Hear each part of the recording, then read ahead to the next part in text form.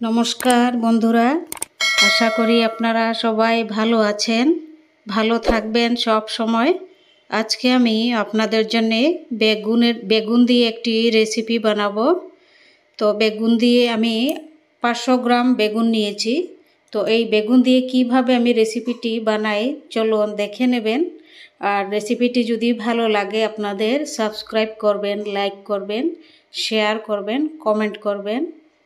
অনুগ্রহ করে আপনাদের কাছে আমি খুব কৃতজ্ঞ থাকব। প্রথমে বেগুনের খোসাগুলি ছাড়িয়ে আমি প্রেসার কুকারে একটি হুইসেল দিয়ে সেদ্ধ করে নিচ্ছি প্রথম। আর খোসা একদমই রাখিনি, পুরা খোসা দেখুন ফেলে দিয়েছি এই যে। এবার অল্প একটু 1 কাপের মতো জল দিয়ে সেদ্ধ করে নিচ্ছি। এবার এই কড়াইয়ের মধ্যে 1 চামচ সাদা তেল দিয়েছি। এখন তার মধ্যে দিয়ে দেব সামান্য অল্প কালো জিরে ফোড়ন। এখন দিয়ে দেব সেদ্ধ করা বেগুনগুলো।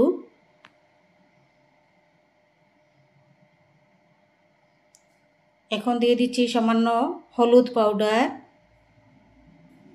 তারপর আধা চামচ লবণ। এখন দিয়ে দিচ্ছি সামান্য অল্প কাশ্মীরি লাল লঙ্কা পাউডার। এটি খুব ভালো করে সাতলাতে হবে যেন বেগুনের জলটা না থাকে। জলটা শুকিয়ে গেলে তারপর রেসিপিটি আমি তৈরি করব। জল থাকলে সুন্দর হবে না। এবার দিয়ে দিচ্ছি 1 চামচ আদা কুচি আর 4টি কাঁচা লঙ্কা কুচি দিয়ে আরও 5 মিনিট আমি খুব ভালো করে এটি শুকাবো।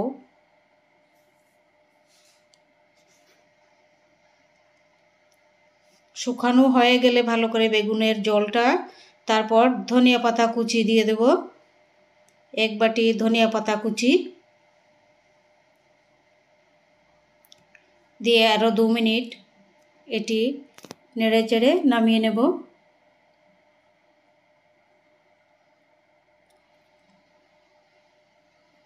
শুকিয়ে গেছে বেগুনের জলটি, একদমই জল নেই দেখুন। এখন এই বেগুনগুলো আমি লাড্ডু লাড্ডু করে নিচ্ছি।